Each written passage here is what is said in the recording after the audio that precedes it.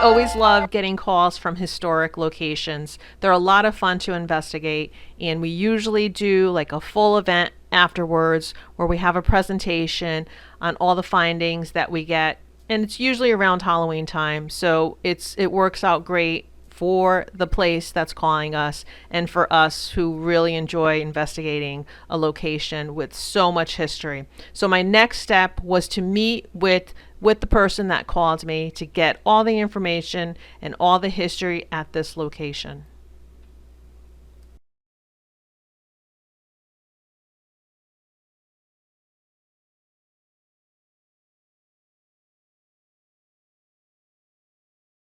Was on the board of the Wallingford Historic Preservation Trust. I was there for about 3 years, and pretty much on a daily basis I was inside of the Franklin Johnson Mansion, which was built in 1866. It's a pretty incredible house. The man that built it, Franklin, was a big part of the town of Wallingford, an Italianate Victorian. There are 2 rooms upstairs in the attic, but Franklin was never known to have live-in slaves, or live-in servants. He was never known to be an enslaver. He did have a huge farm on the other side of town, so his property on Main Street in Wallingford overlooked his farm on the other side of town, where Ashler Village is now, where Masonic Home and Hospital is. So he was able to look from the back of his property to his farm, which his son eventually took over. He built the house with his second wife, Caroline, who died 2 years after the house was built. They had 2 daughters together, Emma and Ermina, known as Minnie.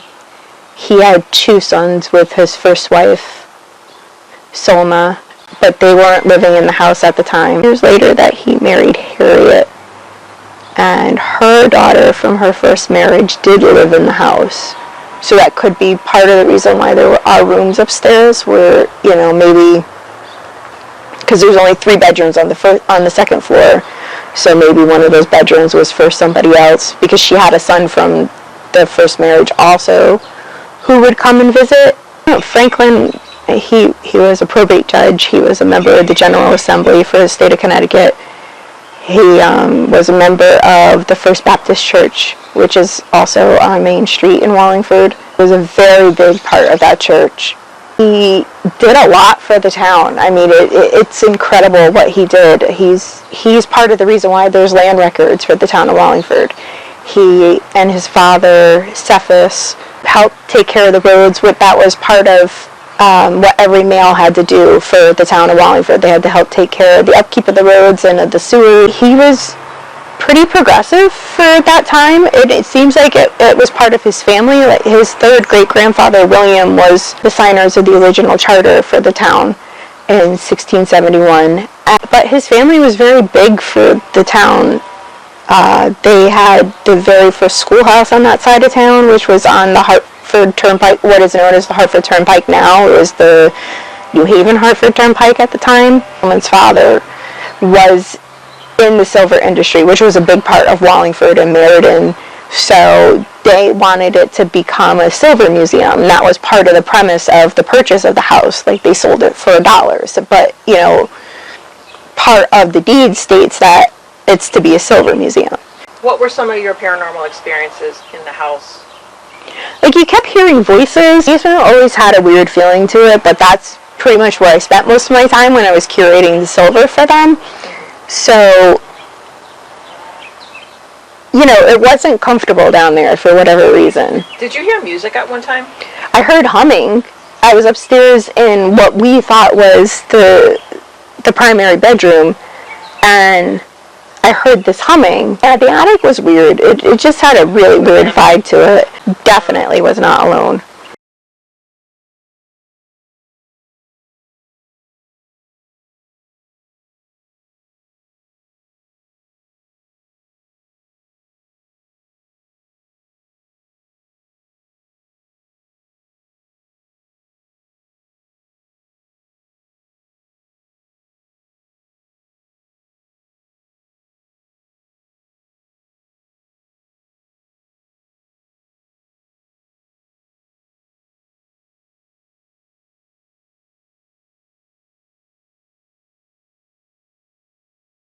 Are you ready?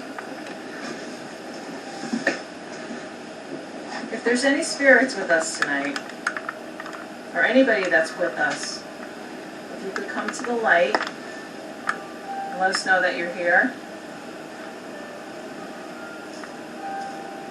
Now you see this light.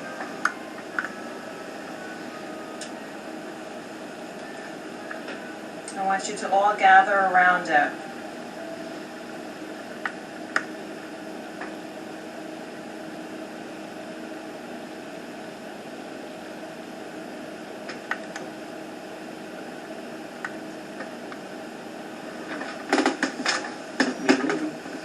And if you're here, you could blow out that candle.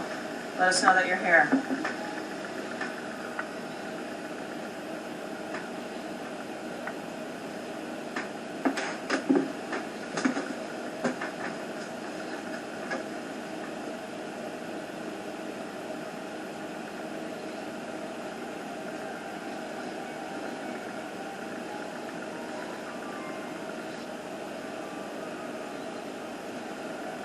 Ready? On the count of 3, you're going to blow out that candle. 1. You just whispered 3. No. Did you hear it? No. Mark audio. 2. 3.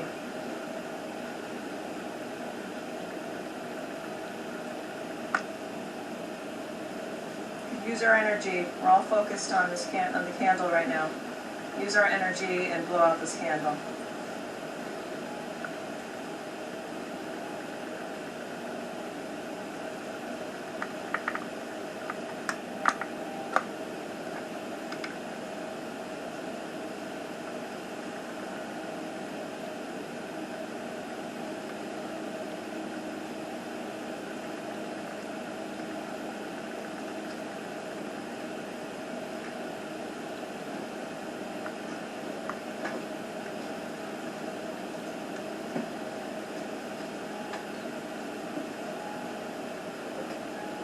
Do you want to listen back and see if you got that 3 on there? I could swear somebody in the room. There's a female voice at 3. As soon as you said 1.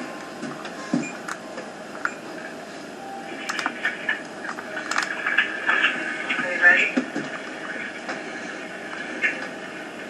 If there's any spirits with us tonight, or anybody that's with us, come to the light and let us know that you're here. And now you see this light.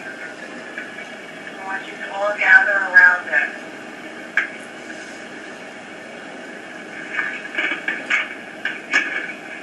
And if you're here, you can blow out that candle. Let us know that you're here.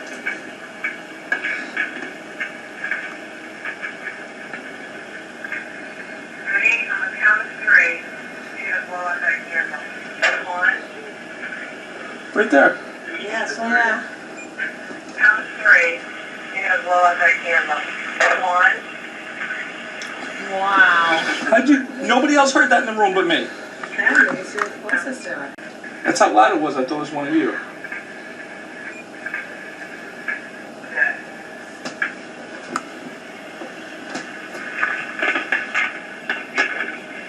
And if you're here, you can blow out that candle.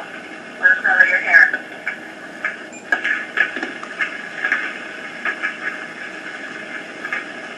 Ready? On the count There's some of mumbling 3, in there too. you're gonna blow Some out very that faint though. candle. 1. What I thought one of the girls was right there, because that's where I heard it from. Because I just stood up. There's a lot of orbs around you, George. Did I